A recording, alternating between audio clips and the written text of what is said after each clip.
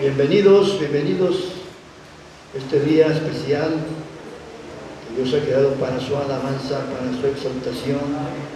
Mis hermanos, vamos a iniciar hoy una nueva serie de la palabra, titula Eventos del Porvenir.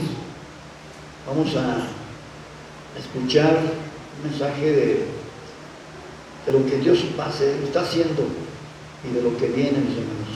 Ya sabemos que todo este mundo que estamos viendo hoy pues evidencia que el tiempo está cerca, mis hermanos. Jesús ya viene. De verdad nos da gusto, pero también, mis hermanos, tenemos una carga en nuestro corazón, porque tanta gente que está allá afuera que no conoce de Dios. Y como iglesia somos responsables delante de Dios de anunciar el Evangelio, las buenas nuevas a esas personas que están extraviadas, confundidas, que el enemigo los tiene tomados. Así que vamos a iniciar esta serie y vamos a pedirle a mi hermano Henry, directamente desde Venezuela, le hemos mandado llamar. Henry, adelante. Gracias, pastor.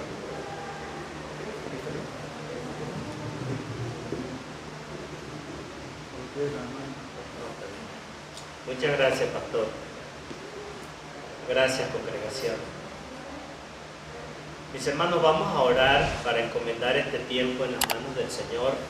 Que el Señor prepare nuestros corazones para lo que vamos a escuchar. Bendito Dios y Padre nuestro que estás en los cielos, te damos gracias, Padre, porque te hemos alabado en esta mañana y tú eres el merecedor de toda honra, de toda gloria y de toda adoración. Te alabamos y te glorificamos, Señor.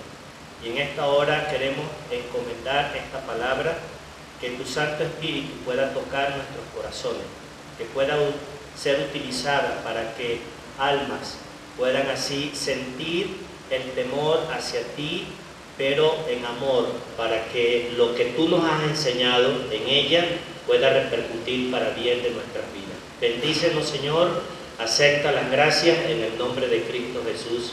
Amén.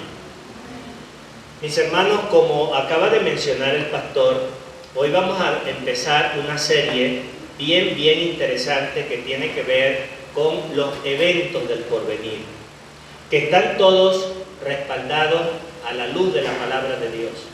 Y nosotros conocemos que una vez que está en esta etapa de formación la iglesia, no va a quedar una sola persona fuera de los planes y propósitos de Dios que sea parte de la iglesia. Una vez que la iglesia esté completada, habrá el primer evento que está por acontecer. ¿Y cuál es? La venida del Señor Jesucristo. ¿Y por qué vendrá el Señor? Bueno, dice su palabra que Él vendrá a las nubes y con voz de mando y con trompeta de Dios. Dice la Escritura que los que están muertos resucitarán. No importa que ya estén hechos polvo. Y los que estemos con vida, dice la Escritura, nuestros cuerpos serán cuerpos transformados en cuerpos de gloria. Y seremos llevados a la presencia del Señor. Inmediatamente a eso, dice la palabra, que habrá lo que se conoce como un tribunal. Y la Biblia lo señala como el tribunal de Cristo. Posterior a eso, mis hermanos, va a acontecer lo que se conoce las bodas del Cordero. Y una vez que eso está pasando en el cielo, mire la maravilla de lo que hace la palabra de Dios. Nos relata que como ya no está el Espíritu Santo, se va a desatar aquí en la tierra una etapa que se llama la etapa de la gran tribulación, que va a estar compuesta por 7 años, 3 años y medio y posteriormente a eso 3 años y medio. Una vez que termine la gran tribulación, mis hermanos, dice la palabra de Dios que habrán durante ese periodo 144,000 judíos, 12,000 de cada tribu, predicando el Evangelio ya no el evangelio de la gracia, sino que estará predicándose el evangelio del reino. Que en esta etapa el hombre que escucha el mensaje de salvación simplemente es un mensaje de gracia. Solo acepto y soy salvo. En el mensaje del evangelio del reino de estos 12,000, obviamente estarán predicando la muerte de Cristo, la resurrección de Cristo y la ascensión de Cristo al cielo. Pero ¿sabe cuál es la diferencia? Dice la Escritura que en ese proceso de la gran tribulación, aquellos que confiesan el nombre de Cristo tendrán que perseverar. Esa es la gran diferencia entre el evangelio de la gracia y el evangelio del reino. Hoy el hombre es salvo solamente por aceptar, confesar y creer el nombre del Señor. En ese momento, mis hermanos, que aquellas personas que creyeron que fueron muertas, dice la palabra de Dios que el Señor producirá una segunda resurrección. Pero antes de eso, ¿qué cree? Dice la palabra de Dios que establecerá un reino por 1000 años en donde Satanás estará cautivo, estará preso, encarcelado. Y es lo que se conoce como el milenio, mis hermanos. Y al final de todo esto que ha acontecido, vendrá lo que se conoce como la segunda resurrección, en donde todas las etapas de todos los tiempos, el hombre que haya muerto habrá de ser resucitado. Y entonces, mis hermanos, según el libro de Apocalipsis, al final del capítulo 20, aparece por primera vez un término, una frase, que es donde hoy nosotros queremos comenzar esta serie para mostrar que Dios allí habla sobre lo que se conoce como el gran trono blanco. Y voy a comenzar por allí. Acompáñeme y abra su Biblia en Apocalipsis capítulo 20. Libro de Apocalipsis capítulo 20, vamos a comenzar leyendo desde el versículo 11, mis hermanos. Apocalipsis capítulo 20, versículo 11. Mire lo que dice aquí la palabra del Señor. Dice, y vi un gran trono blanco y al que estaba sentado en él, de delante del cual huyeron la tierra y el cielo, y ningún lugar se encontró para ellos. Y vi a los muertos, grandes y pequeños, de pie ante Dios. Y los libros fueron abiertos, y otro libro fue abierto, el cual es el libro de la vida. Y fueron juzgados los muertos por las cosas que estaban escritas en los libros según sus obras. Mis hermanos, gracias damos al Señor que nosotros no estaremos allí. Esto es lo que dice la palabra del Señor: bienaventurados los que son parte de la primera resurrección. ¿Quiénes somos?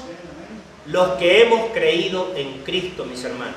Los que hoy, en esta dispensación de gracia, escuchamos el mensaje del Evangelio, el Espíritu de Dios movió nuestro corazón y por su palabra produjo fe en nosotros y nosotros aceptamos la obra de Cristo.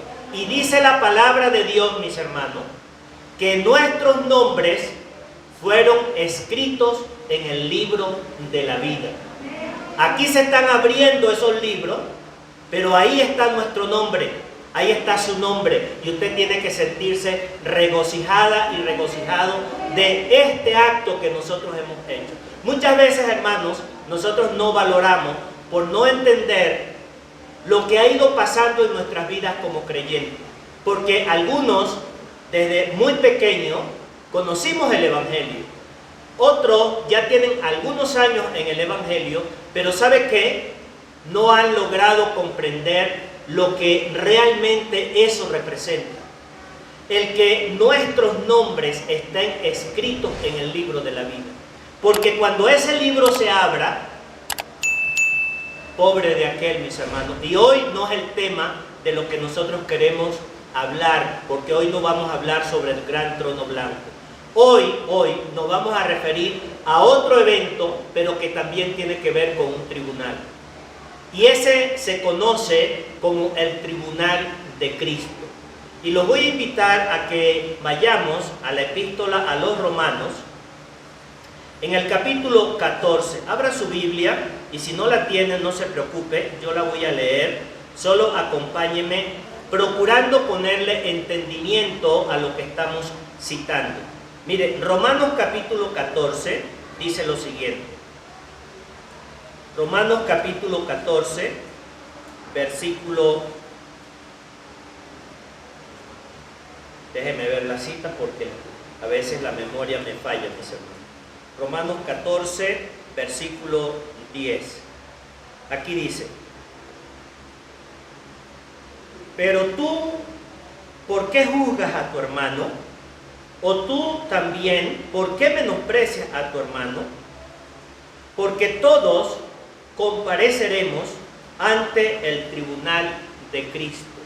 Y aquí me voy a detener un instante para crear un contexto a la luz de la palabra del Señor. Miren, mis hermanos, cuando nosotros escuchamos la palabra tribunal, ¿a qué nos viene a nuestra mente? Yo voy a ir mostrando algunas palabras para que podamos ir creando un contexto y una visión en nuestra mente para poder comprender lo que hoy queremos compartir con el amado pueblo del Señor. Cuando nosotros vemos un tribunal, nosotros pensamos en un juez, pensamos en un abogado, pensamos en un acusado, pensamos en unos testigos y pensamos en un escenario donde precisamente sobre ese escenario hay un expediente. La mayor parte de los que estamos aquí seguramente sabremos en algún momento que tuvimos que ir a un tribunal, porque hay tribunales civiles y hay tribunales penales. Bueno, aquí nos estamos refiriendo a dos tipos de tribunales. El gran trono blanco tiene que ver con un tribunal de penal, donde se va a producir una sentencia para un juicio. En el caso de este otro tribunal, es un tribunal, obviamente porque hay un juez, hay un expediente, hay toda una serie de cosas que están pasando, pero que lo más importante, mis hermanos, es entender la naturaleza de ese tipo de juicio. Y lo vamos a ir descubriendo poco a poco a la luz de la palabra del Señor. Hoy yo quiero, con la ayuda del Señor, mostrar 7 aspectos que tienen que ver, mis hermanos, con el tribunal de Cristo. Yo entiendo que muchas veces nosotros como creyentes, y lo conversaba con el pastor y su esposa, que este tipo de temas hoy día muy pocas veces las escuchamos, por las razones que fuesen. Pero la verdad, mis hermanos, que si están escritas en la palabra de Dios, es porque ellas tienen en sí una finalidad. ¿Y cuál es la finalidad? De que usted y yo nos confrontemos, de que usted y yo no veamos el Evangelio como algo así que yo estoy en un club, que yo estoy así, bueno, yo voy a la iglesia como cuando yo era inconverso y iba el domingo para cumplir porque al muchacho había que hacerle ciertas cosas y yo asistía. No, mis hermanos, hoy día que ya estamos viviendo la etapa de las 7 iglesias de Asia, según el libro de Apocalipsis capítulo 2 y capítulo 3, estamos hablando, mis hermanos, que estamos en la etapa de la iglesia de Laodicea. ¿Y cuál era la característica que resaltaba durante esa etapa que Juan en su visión y en el libro de Apocalipsis nos enseña para que lo viéramos a lo largo de la historia, todas las etapas que la iglesia iba a estar viviendo? Y dice la Escritura que la iglesia de Laodicea, mis hermanos, lo que caracterizaba a esa iglesia era dos cosas. Era que no eran ni frío ni caliente. Que había una tibieza, que no había fuego en el corazón y que simplemente dice la palabra que allí hay una expresión muy fuerte, dice, los vomitaré de mi boca. Imagínense para que eso se vea de esa manera y se vea bajo ese contexto. ¿Saben lo que quiere decir eso? Que hoy día la etapa ya final de la iglesia, porque todo lo que se está viendo es una manifestación obviamente de que la venida del Señor está muy cercana, está muy pronta a que eso acontezca. Y el ambiente que justamente rodea a la iglesia de la Odisea en esta etapa es la tibieza. Y usted lo ve, usted le dice a una persona, mira, vamos al culto. ¿Para qué? Yo veo ahí en la tele, pongo algo ahí que escuche algo de la Biblia. Y no me estoy refiriendo a inconverso. Me estoy refiriendo, mis hermanos, a que de verdad se refiere a creyentes sinceros que se han convertido al Señor, que tienen un encuentro personal con su Señor. Mis hermanos, esta iglesia es para que estuviera repleta, y la que está al lado repleta, y la que está allá afuera repleta de gente. Pero eso es la tibieza.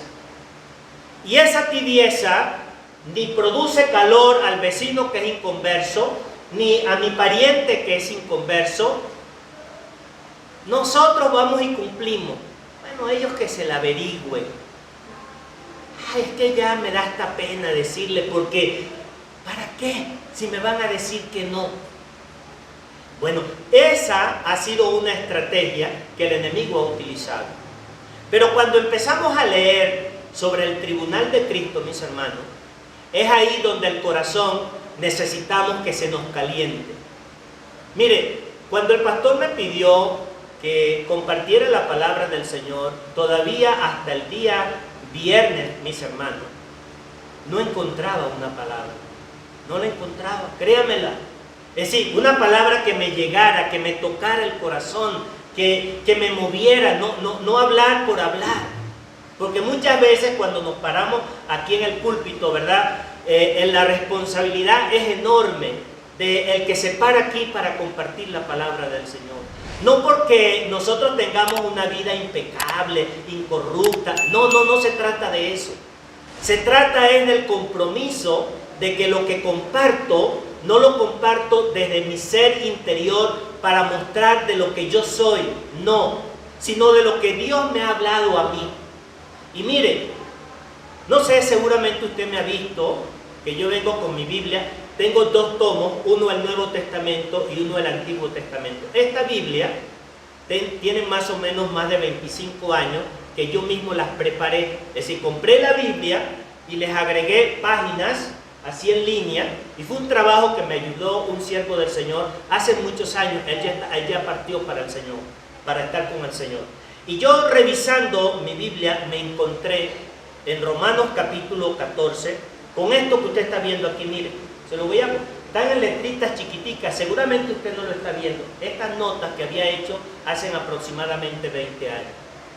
Y cuando empiezo a leer lo que tenía anotado, ahora no lo puedo leer. ¿Sabe qué tuve que hacer? Ni siquiera con una lupa, mis hermanos. Tuve que tomarle una foto y empezarlo a ampliar para ver qué era. Cuando yo leí eso otra vez, estos 7 puntos, mi corazón se calentó. Mi corazón se confrontó delante del Señor y tuve que decirle al Señor: Señor, perdóname. Señor, perdóname. Qué negligente y qué descuidado he sido con mi vida delante de ti. Y mi hermano, hoy la palabra que perseguimos al compartirla contigo es que tú te revises delante de Dios. Ni siquiera con tu esposa, con tus hijos, con los pastores, no, contigo, mis hermanos. Porque estos 7 puntos que te voy a compartir a la luz de la palabra, realmente espero que tu corazón pueda ser sanado y que pase de tibieza a estar caliente. Caliente. Porque muchas veces nosotros podemos estar fríos, pero mira, estando frío, a veces es preferible que estar tibio. Porque cuando usted está frío, usted se da cuenta: no siento ganas de orar, no siento ganas de leer la Biblia, No siento ganas de congregarme, no siento ganas de hablarle a una persona del Evangelio. Estoy frío y lo entiendo porque muchas etapas de nuestra vida en el creyente pasamos por ellas. La frialdad en el corazón en el creyente puede ser muchas veces experiencias vividas, como también tener el corazón caliente, con avivamiento, con fuerza. Pero ¿sabe lo terrible que es? En la tibieza. Porque la tibieza no te permite ubicarte en qué posición tú te encuentras. Porque a todo le das una explicación, a todo lo racionalizas, pero no lo llevas al terreno espiritual entre tú y tu Padre Dios. Y entonces cuando nosotros empezamos a leer esto, el Espíritu de Dios que permitió en Pablo, que es el que toca el tema a lo largo de varias epístolas, aquí en el Nuevo Testamento, ¿qué es lo que hace? ¿Qué es lo que procura? Que tú entiendas tres cosas, mis hermanos. La primera, que se está levantando un expediente. Se está levantando un expediente. Voy a ponerte un ejemplo en la vida cotidiana nosotros. Y lo voy a sacar con un caso muy particular que tiene que ver con la finanza. Cuando tú actúas incorrectamente con tus finanzas, tú sabes que existe un expediente en el buró de crédito. Y muchas veces las personas, todas, nos preocupamos de que no estemos en ese fulano bendito y llamado buró de crédito. Y hacemos lo que sea. Igual cuando nosotros estamos manejando bajo nuestra responsabilidad como hombres y mujeres que andamos en la cotidianidad, ¿qué hacemos? Estamos cuidándonos de que nos pongan una multa, porque varias multas en el manejo, ¿qué es lo que cree? Hay un expediente. Bueno, lo primero que Dios procura a través de estos temas que estamos tratando, y ahorita voy a citar las porciones, es que se está levantando un expediente. Y solo tú lo sabes, solo tú lo conoces. La segunda cosa que estas porciones nos deben de ayudar a entender, mis hermanos, es preguntarte qué labor, qué tipo de servicio tú estás proporcionando a tu Padre Dios. Porque hemos sido llamados después de la salvación a que nosotros produzcamos un tipo de servicio. Y en tercer lugar, mis hermanos, estas porciones que vamos a leer deben de ayudarnos a sentir temor en el corazón. Porque si no sientes temor, es como el niño que no sabe que el meterle el dedo a un contacto o a un cable que está pelado pero que tiene corriente, él no sabe, él lo toca, pero en el momento en que él le pone su manito y le da aquel jalón o aquel templón, ¿qué crees que pasa con el niño? Se asusta. El niño, cuando agarra una olla caliente, que nunca ha experimentado una sensación de quemada, el niño va inocentemente y mete la mano y lo toca y se quema y brinca, pero ya le quedó registrado. En nosotros, mis hermanos, como creyentes, nosotros somos como niños que vamos pasando por distintas etapas en nuestra vida espiritual. Y es necesario que el temor aparezca en el corazón. ¿Y por qué el temor? Porque lo dice el sabio Salomón. Dice, el principio de la sabiduría es el temor a Jehová. Y cuando una manifestación de un hombre o una mujer es sabia, no es por su intelecto, no es por su conocimiento, no es por su sapiencia, nada de eso. Es porque hay temor de Dios en el corazón. Hay límites que Él necesita conocer. Y entonces ahora vamos a comenzar con esos 7 aspectos que tienen que ver con el tribunal de Cristo. Lo primero, mis hermanos, ¿cuándo va a acontecer eso? ¿Cuándo? ¿Qué día? ¿Cómo va a aparecer eso del tribunal de Cristo? Bueno, les voy a invitar a que leamos la primera porción aquí en 1 de Corintios, capítulo 1, desde el versículo 7. Acompáñenme, mi hermano. Y subráyelo allí y vaya anotando. La primera cosa, ¿cuándo será el momento en que se llevará a cabo el tribunal de Cristo? Dice aquí en 1 de Corintios, en el capítulo 1, lo siguiente, versículo 7. Dice, vamos a leer desde el 4, porque me gusta que podamos entender el contexto. Dice, gracias doy a mi Dios siempre por vosotros, por la gracia de Dios que os fue dada en Cristo Jesús, porque en todas las cosas fuisteis enriquecidos en Él, en toda palabra y en toda ciencia, así como el testimonio acerca de Cristo ha sido confirmado en vosotros, de tal manera que nada os falte en ningún don, esperando, oiga bien esta palabra, esperando la manifestación de nuestro Señor Jesucristo, el cual también os confirmará hasta el fin, para que seáis irreprensibles, oiga bien esta expresión, en el día de nuestro Señor Jesucristo. ¿Y cuál es el día de nuestro Señor Jesucristo? Es el momento de su venida por su iglesia. Ese es el día de Cristo. Ese es el día en donde dice la palabra del Señor que nosotros le contemplaremos, no al mundo. Oiga bien, el mundo tendrá un velo. Nosotros contemplaremos en las nubes y desde allá, con voz de trompeta, según dice el apóstol escribiéndola a los tesalonicenses, dice la escritura que con voz de mando, dice, subid. Qué día glorioso, mis hermanos. Qué día glorioso para nosotros, el pueblo del Señor. Para los que estén muertos, resucitarán. Por eso la muerte no es el final del creyente, mis hermanos. Por eso nosotros nos diferenciamos de lo que dice la Biblia con otras religiones que creen en la reencarnación. Nosotros no proclamamos reencarnación, proclamamos resurrección, basada en la resurrección de Cristo. Esos muertos resucitarán. Los que estemos con vida seremos subidos a la presencia del Señor. Mire, dice la Escritura de que el mundo entrará en una confusión. De hecho, la parte secular ha hecho hasta películas de cómo la sociedad se quedará impactada. Un creyente manejando un camión y es llevado a la presencia del Señor. Una ama de casa estará con su esposo, la mujer será tomada y el esposo se quedará allí. Esto es solemne, mis hermanos. Dos estarán en el campo, uno será tomado y el otro andará. ¿Y qué pasó? Tú y yo necesitamos saber eso porque se nos olvida.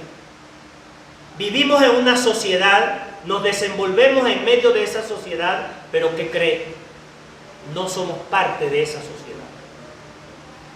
Tú y yo hacemos la diferencia, pero el enemigo trata de borrar de nuestra memoria eso que está por acontecer. Créemelo. Y mira, muchas veces nosotros vemos en Hollywood que preparan películas porque saben, tienen la Biblia y lo vemos como impactado y vemos películas del rapto. Eso es real, mis hermanos. El día de la venida del Señor por su iglesia. Ese será el momento en donde se producirá el tribunal de Cristo. Ahora, ¿qué se llevará a cabo? ¿Quién será el juez de ese tribunal? Es la segunda cosa que quiero que usted lo note en su Biblia y lo resalte. ¿Quién será el juez? Porque tenemos al Padre, tenemos al Hijo y tenemos al Espíritu Santo. De esas tres personas de la deidad que son conformadas en una sola, ¿quién será el juez? Voy a citar en San Juan para que veamos lo que la palabra del Señor nos dice, hermano, en San Juan capítulo 5. Acompáñame, Juan capítulo 5. Y dice aquí la Escritura en San Juan capítulo 5 lo siguiente. Dice, versículo 22. Dice, porque el Padre a nadie juzga, sino que todo el juicio dio al Hijo, para que todos honren al Hijo como honran al Padre. El que no honra al Hijo, no honra al Padre que le envió. Y de aquí surge, hermanos, un versículo extraordinario para la evangelización.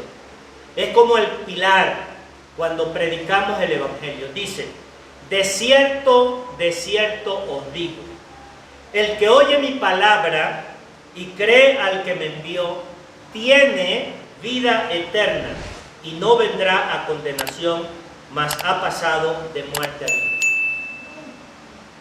Amigo que estás aquí en sala y no tienes la experiencia de la salvación, es importante que te revises si realmente eres salvo y que no te estés engañando desde el punto de vista religioso.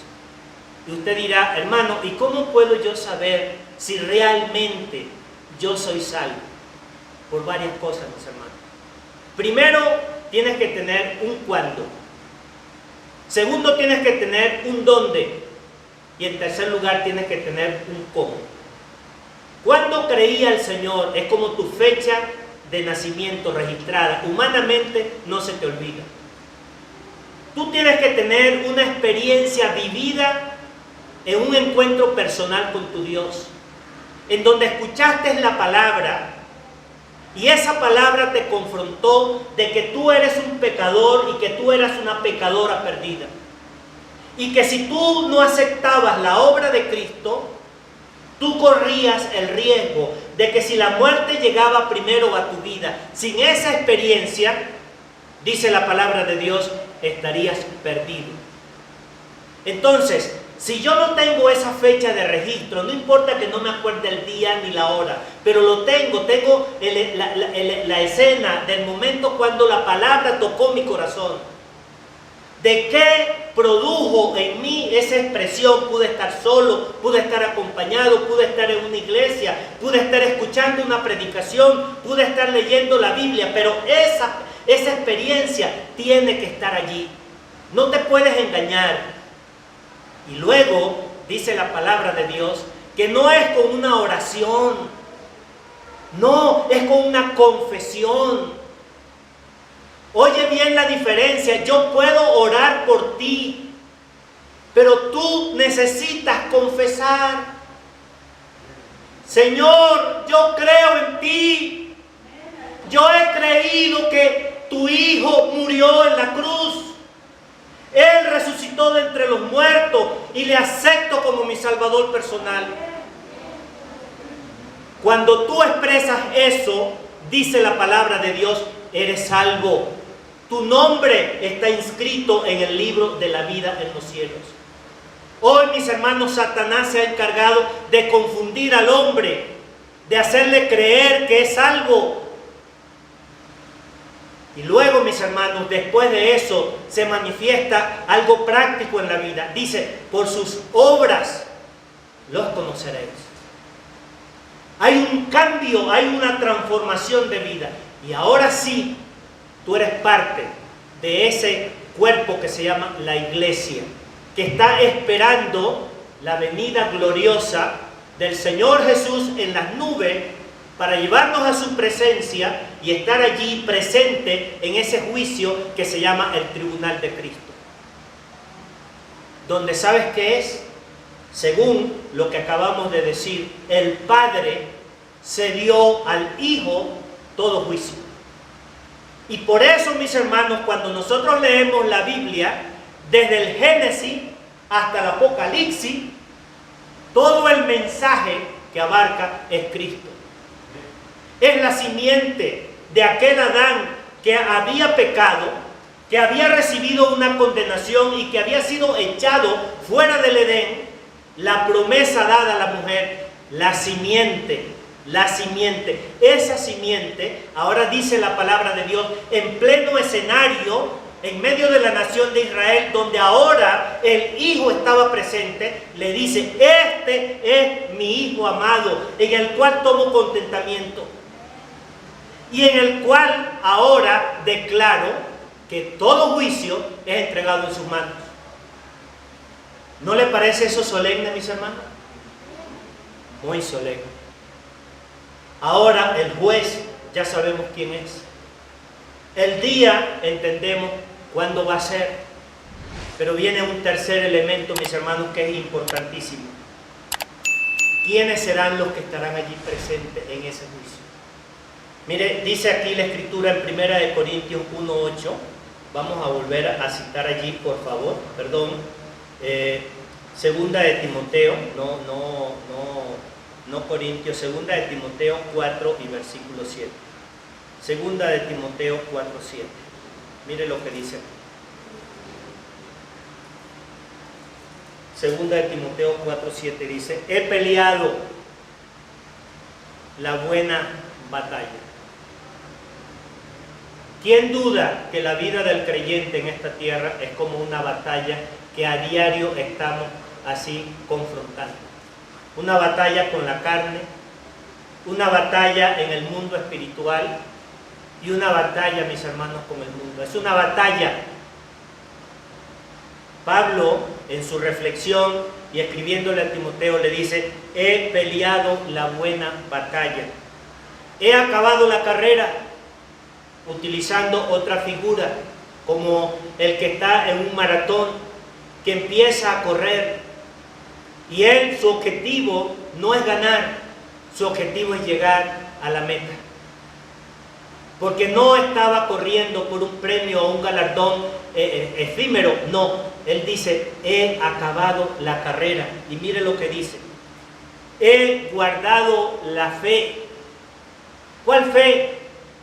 La base de la salvación, la base de la doctrina que el Señor ha enseñado en su palabra.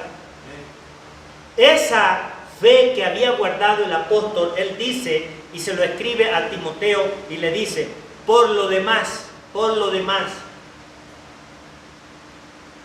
me está guardada la corona de justicia, la cual me dará el Señor juez justo en aquel día, y no solo a mí, sino también a todos los que aman su venida.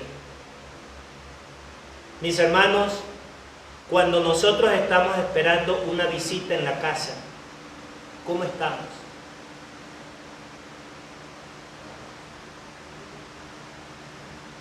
Escuchamos un ruido, ya debe estar por llegar lo que estoy esperando. Si suena ese debe ser fulano o fulano. Estamos en expectativa. Pero cuando usted se acuesta en su cama a disfrutar del día que ha transcurrido muy cansado, ¿usted espera a alguien? No espera a nadie. La pregunta es que ¿te inquieta el saber de que el Señor está por venir? ¿O estás cómodo? ¿Estás relajado? Yo no estoy esperando a nadie. Cuando estamos esperando a alguien, mis hermanos, ¿qué es lo que pasa en nuestra mente y en nuestro ser interior? Estamos a la expectativa. ¿Sabe lo que el enemigo ha hecho con nuestras vidas, mis hermanos? Robarnos esa expectativa de espera. Y entonces los días transcurren y pasan como que si yo no estoy esperando a nadie. No, mis hermanos. Dice la palabra de que nosotros, los creyentes, los que vamos a estar frente a ese tribunal, estamos en la expectativa de la venida de aquel que dio su vida por mí y por ti.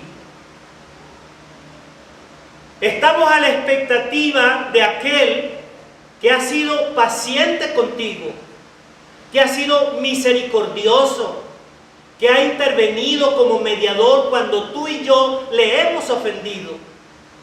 Cuando tú y yo sabemos aquellas cosas que no hemos hecho correctamente y hemos acudido a Él. Señor, perdóname.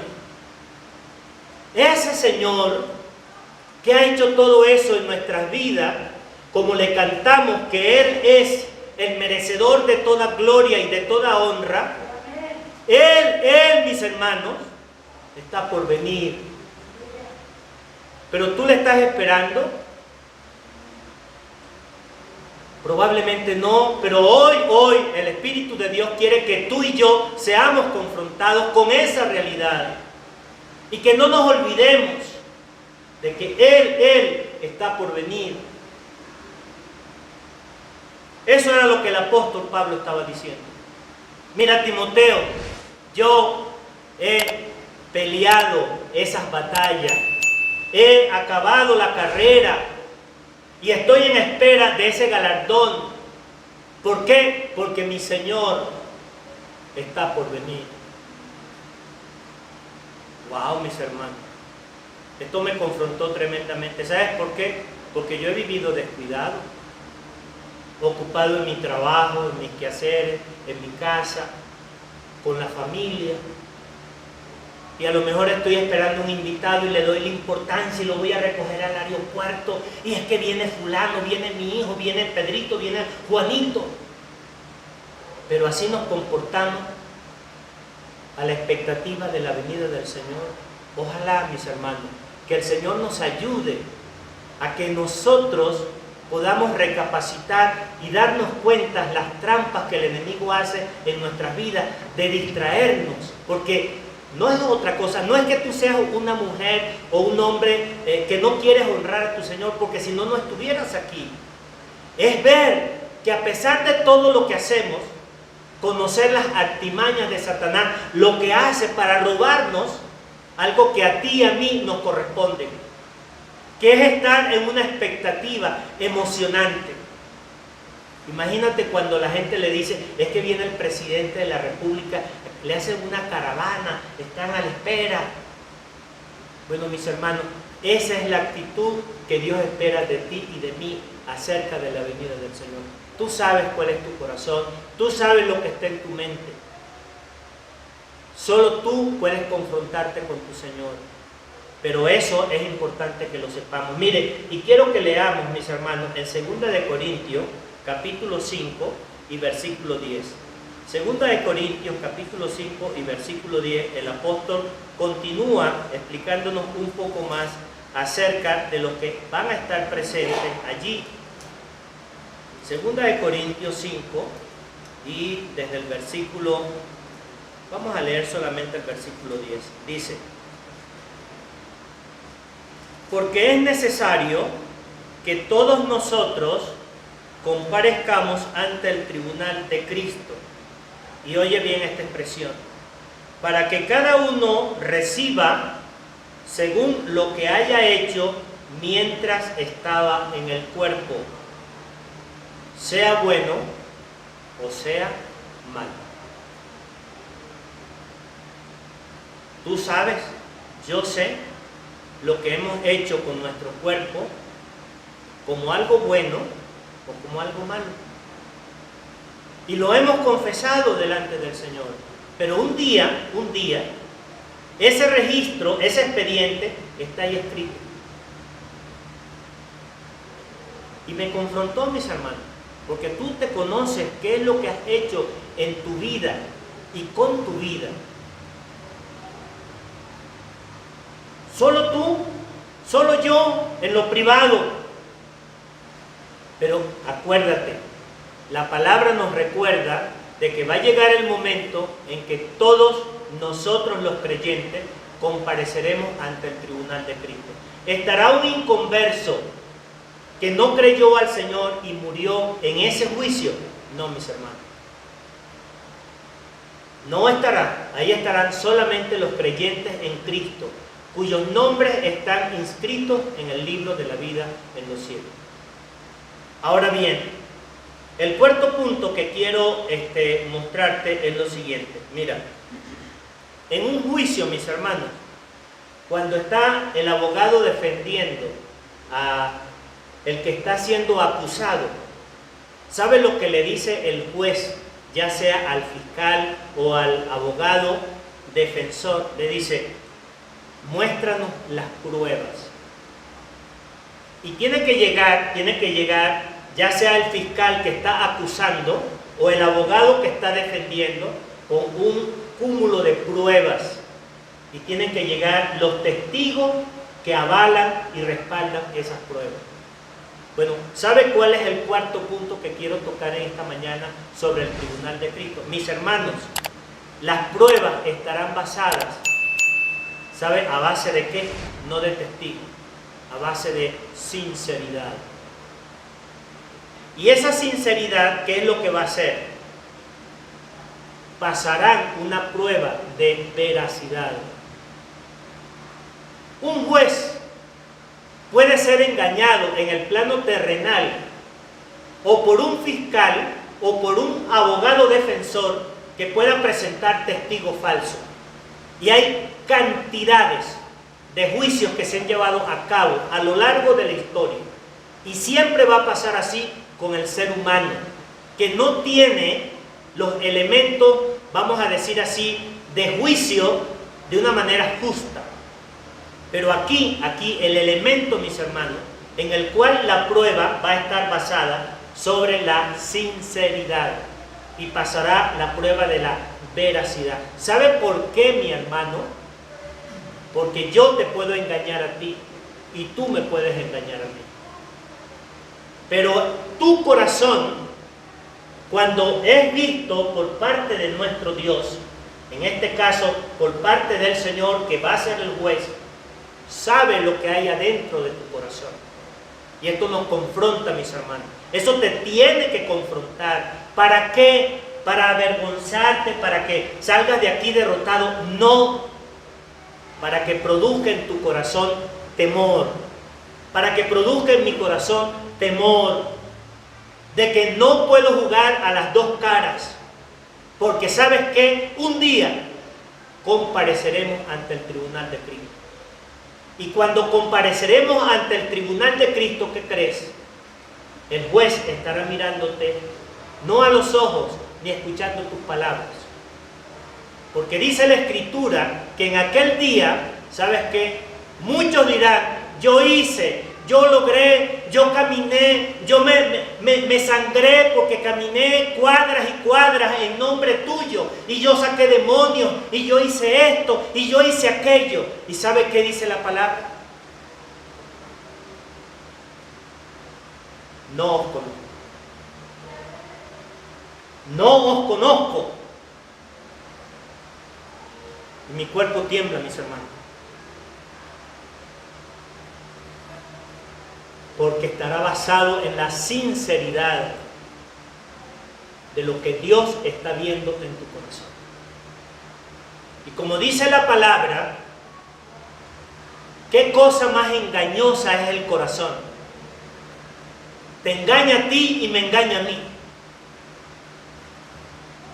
Pero cuando nosotros escuchamos lo que dice la Biblia, dice, solo quien lo conocerá, solo tú, oh Jehová. Solo tú, oh Dios. Oh, mis hermanos, esto es tremendo. Que el Señor pueda ayudarnos a que nosotros podamos postrarnos, humillarnos delante de la presencia del Señor. Señor, qué miserable. Qué hueco. El yo pretender, el yo creérmela. No, mis hermanos. Señor, escudriña mi corazón. Como decía el mismo David. Escudriñalo, tú sabes. Por eso es que Pedro, mis hermanos, cuando fue confrontado por parte del Señor, Pedro, ¿me amas? Sí te amo, Señor. Pedro, ¿me amas? Sí, Señor. Pedro, ¿me amas? Tú lo sabes todo, Señor. Es tremendo, mis hermanos.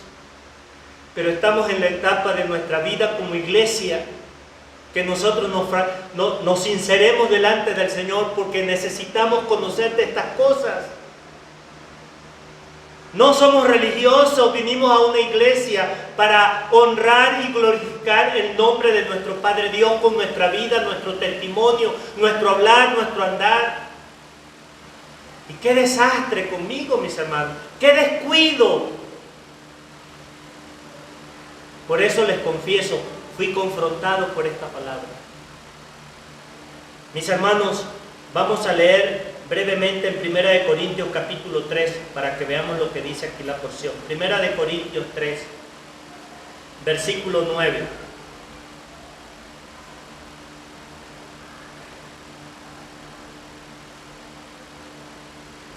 Primera de Corintios capítulo 3 y el versículo 9 dice, vamos a leer desde el versículo 9, dice, porque nosotros somos colaboradores de Dios y vosotros sois labranza. Aquí hay dos grupos. Porque nosotros somos colaboradores de Dios y vosotros sois labranza de Dios, edificio de Dios. Dos figuras, labranza y edificio. Uno se construye con ladrillo, otro tiene que arar la tierra, sembrar la semilla, proteger la plantita hasta que dé fruto. Labranza y edificio. Y otros son colaboradores. Otros estaban como sembrando y otros estaban como construyendo. Y él luego dice, conforme a la gracia de Dios que me ha sido dada. Yo como perito arquitecto puse el fundamento y otro edifica encima. Pero cada uno mire cómo sobreedifica. Porque nadie puede poner otro fundamento que el que está puesto, el cual es Jesucristo. Y sobre este fundamento si sobre este fundamento alguno edificare oro, plata, piedras preciosas, madero, heno, hojarasca, miren lo que dice la palabra.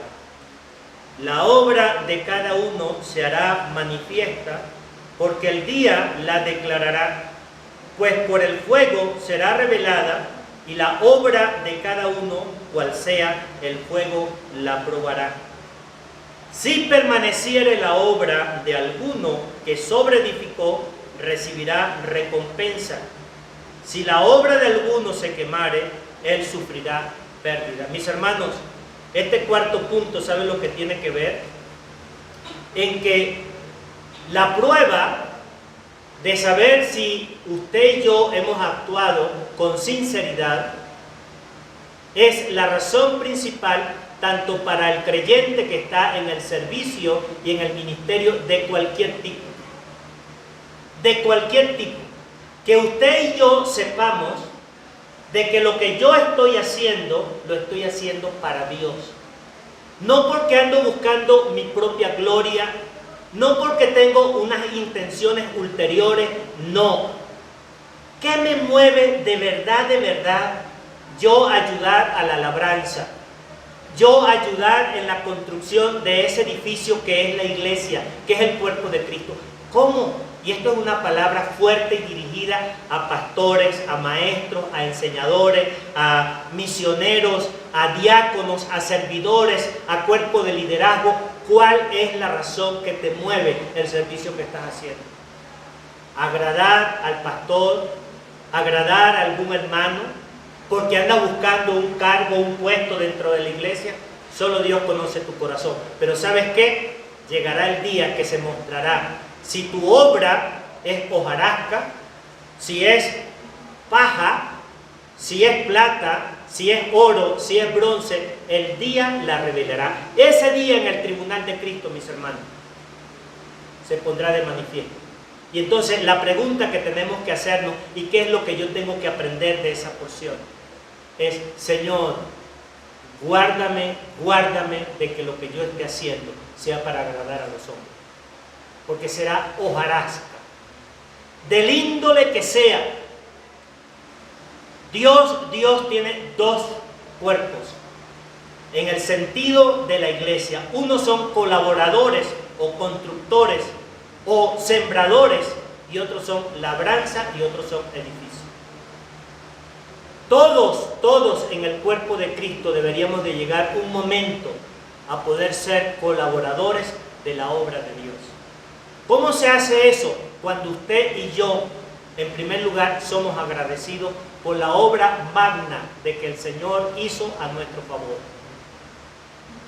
De que muchas veces las personas pueden decir: si yo tuviera que pagar, yo pagaría lo que fuera. El Señor te dice: no pagues nada, ya yo lo he pagado todo por ti. ¿Sabes lo que ahora ando buscando? Un corazón sincero, un corazón puro que me adore, que me sirva, que manifieste gratitud y agradecimiento y amor hacia su pueblo, para que su pueblo como labranza pueda ser una labranza que dé fruto y honra y gloria para nuestro Dios. Ese es el cuarto punto, mis hermanos. Pero avanzando rápidamente, la pregunta es, ¿la norma que determina la sentencia cuál es? Mire, en un tribunal, cuando tienes un reo, el juez puede tener dos posiciones: o lo absuelve o lo condena. Hay una pena. En el caso del tribunal de Cristo, mis hermanos, no habrá una sentencia en el sentido de juicio, porque es un tribunal civil.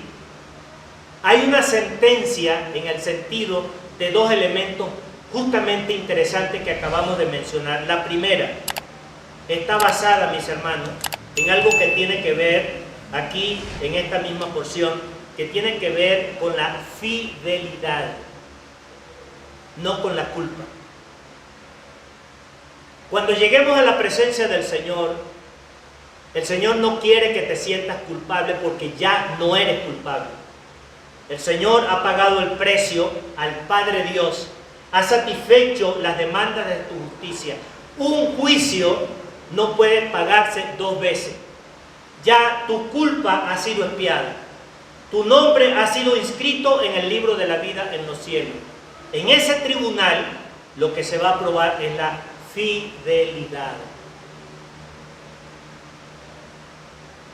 Y esa fidelidad, ¿cómo se va a manifestar a la hora de que el Hijo pueda manifestarse hacia nosotros los creyentes? ¿Sabes en qué, mis hermanos? En dos cosas importantes. En algo que se llama recompensa o en algo que se llama pérdida. Entonces, fíjese, vamos a leer en donde estuvimos leyendo hace poco, ¿verdad? En 1 de Corintios, capítulo 3, versículos 14 y 15. 3, 14 y 15. 1 de Corintios, capítulo 3, 14 y 15. Dice: si permaneciere la obra de alguno que sobreedificó, recibirá recompensa. Y si no, sufrirá pérdida. Y dice la Escritura que nosotros saldremos, o algunos saldrán, como que si fuese habido pasado por fuego, y prácticamente hasta su ropa se quemó. Llegó desnudo, sin nada. ¿Va a la perdición? No. Va a un lugar de bendición, pero prácticamente sin corona y sin reconocimiento de honra y de gloria. Esto es tremendo. Si humanamente hablando a nosotros nos pega, mis hermanos, cuando nosotros vemos en el trabajo o vemos en algún tipo de actividad o incluso en la iglesia, ¿por qué no decirlo? Y entonces empezamos a ver que a fulano, a sutano le están dando un reconocimiento, le están dando un detalle, y de repente a usted no se lo da. Aunque usted no exprese palabras, ¿cómo se siente? La verdad, ¿cómo se siente? Se siente triste, se siente avergonzado. Bueno, el Espíritu de Dios quiere que nosotros recordemos que esto va a acontecer en el tribunal de Cristo. Mis hermanos, ¿vamos a recibir recompensa o vamos a recibir pérdida? Y ya para finalizar, mis hermanos, la última, ¿cuál es la meta o cuál es el objetivo que se persigue en ese juicio? Mire, en un juicio tradicional, cuando hay una culpa o algo, un delito que se le acusa, lo que está en juego, mis hermanos, es que ese tribunal ponga de manifiesto la justicia. La justicia. Que no se haga de manera injusta con alguien que es inocente y que pueda ser condenado. O que una persona que es culpable pueda ser simplemente así exculpado o simplemente absuelto de lo que se le acusaba. En el caso del tribunal de Cristo, mis hermanos, ¿sabe lo que importa? Y esto me agrada, porque lo voy a citar ahorita en 1 de Pedro capítulo 5, versículo 1 al 5. ¿Sabe qué es? La gloria. La gloria de Cristo y la gloria de su iglesia.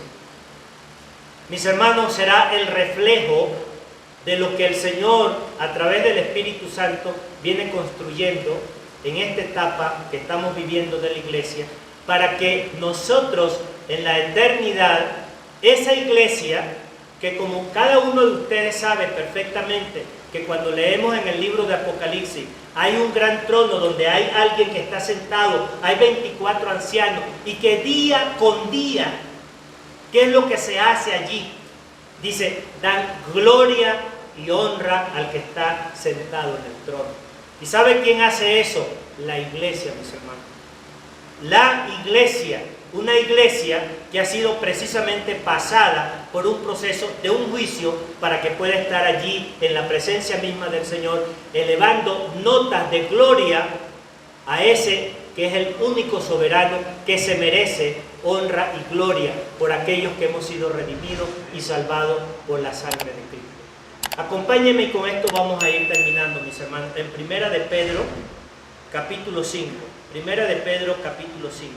Porque aquí hay una parte confrontativa para los que servimos y para los que estamos en el ministerio de ayudar de alguna manera en la obra del Señor. Capítulo 5 y el versículo 1 dice así: ruego a los ancianos, y no se refería en ancianos de edad, se refería a los ancianos que también son llamados diáconos y servidores en medio del pueblo del Señor. Dice, que están entre vosotros, yo anciano también con ellos, y testigo de los padecimientos de Cristo, que soy también participante de la gloria que será revelada. Dice, apacentad la grey de Dios que está entre vosotros, cuidando de ella, no por fuerza, sino voluntariamente, no por ganancias deshonestas, sino con ánimo pronto.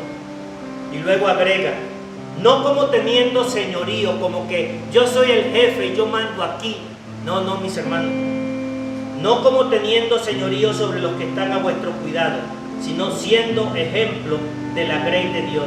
Y aquí agrega, y cuando aparezca el príncipe de los pastores, vosotros recibiréis la corona incorruptible de gloria. Bendito sea nuestro Padre Dios.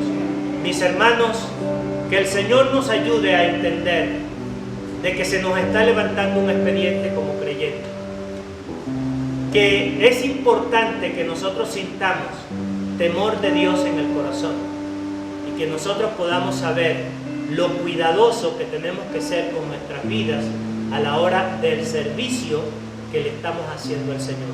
Si tú no le estás sirviendo al Señor, mis hermanos, yo te invito a que le preguntes al Señor, Señor, ¿qué quieres que yo haga? ¿Qué quieres que yo haga? Y el Señor te pondrá en el lugar que te corresponde, pero abre tu corazón. Mis hermanos, yo quisiera invitarte de verdad, de todo corazón, que te pusieras de pie, que te acercaras aquí adelante, para que nuestros pastores puedan orar por nosotros como congregación, porque necesitamos, mis hermanos, reconocer en su presencia el descuido que mucho tiempo nosotros hemos llevado, que la tibieza que a veces ha embargado nuestro corazón y que nuestro corazón no está caliente, que pueda ser calentado en esta mañana, para que la presencia del Señor en este lugar se pueda sentir con poder y que una persona que nos visite, mis hermanos, pueda decir, pueda sentir, ahí está la presencia de Dios. Acompáñame, mi hermano, acércate para acá. Vamos.